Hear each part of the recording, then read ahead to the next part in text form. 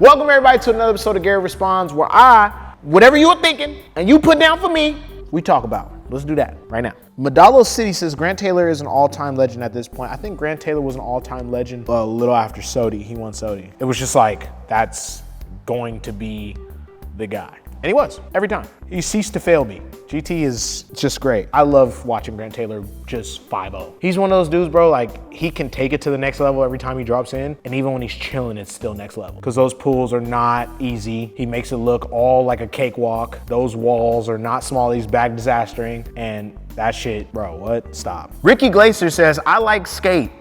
Shout out to Ricky Glaser for doing that front flip with the ball on his back. That was super creative, super beast. I got a Ricky Glaser story. I don't know if you even remember. Well, obviously you remember. You went by Ricky Glaceface in like 2007 and you had like a remake of Fully Flared. You still lived in, I think, Australia. I used to watch that part every day. I show all my friends. You were just skating in your backyard on this little ass rail. You did like a nollie and heel front board. And I thought that shit was so sick. You were just making, this is the same time when I was like young trying to make skate videos and you were using editing. You knew how to use Final Cut. I used to watch your Final Cut tutorials. So to see you grow up, we're both like adults now, doing shit for skateboarding. It's like, bruh, that shit's kind of like cool. And you just still doing your shit and I'm doing my shit. I remember I used to tell my boy ADL Newman all the time, like, bro, Ricky Glaceface is teaching you how to use Final Cut, bro. We gotta watch this so we can learn how to do slow-mos. He knows how to edit and make all this shit look like Fully Flared. And they always used to go, Glaceface? I'm like, yeah, but I thought that was your name forever. And then I find out it was Ricky Glaser. So shout out to you, bro, like, hell yeah.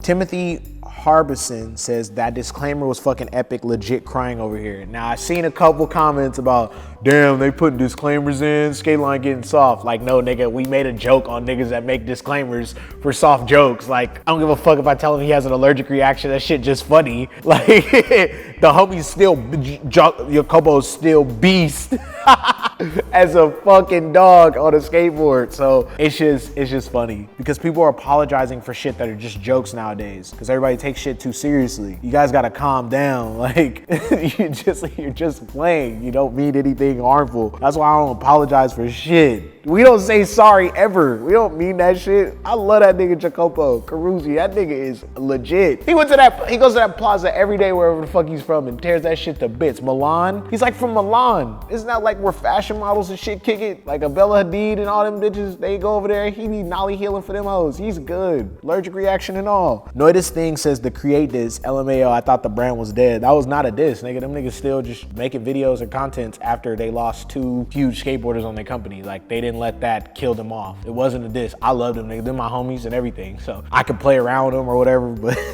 to lose Nico and Lil Dre is crazy. I would have been hot, but they're not because Purell and all them other dudes are still going. And I like when people persevere and will keep trying. When you don't give up, beast. That's all I gotta say. Minikamati 789 says this guy goes on more abstract tangents than the nutters muttering on street corners.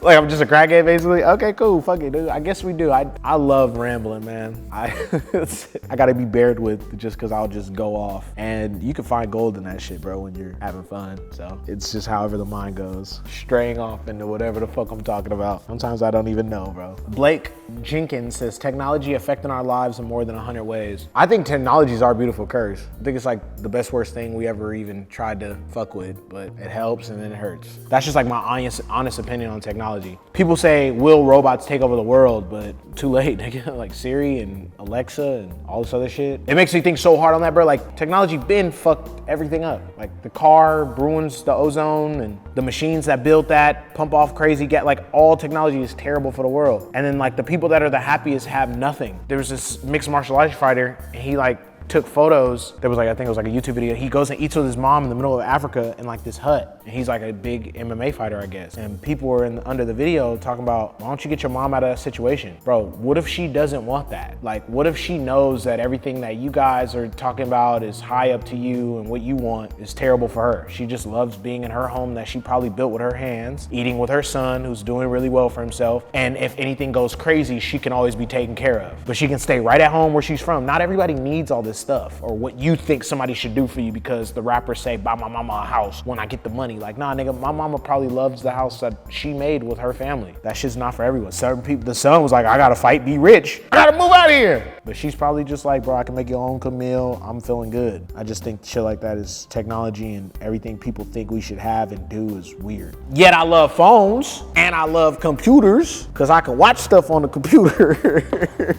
and my refrigerator keeps my food cold. Marcus Esparza says, Gary, come home. I feel like that's a reference to Gary when SpongeBob lost Gary and he had all the come home Gary signs. So if you're referring to me as Gary the Snail, I'm already at home. I don't know what you're talking about. I've never met you. So please be referring to the SKATELINE thing, Mr. Esparza. I mean, to the SpongeBob thing, because what the fuck? Alpha Raucci says, did you just shout out Rosacea? Yes, I did. Confidently, happily. Shout out to Rosacea.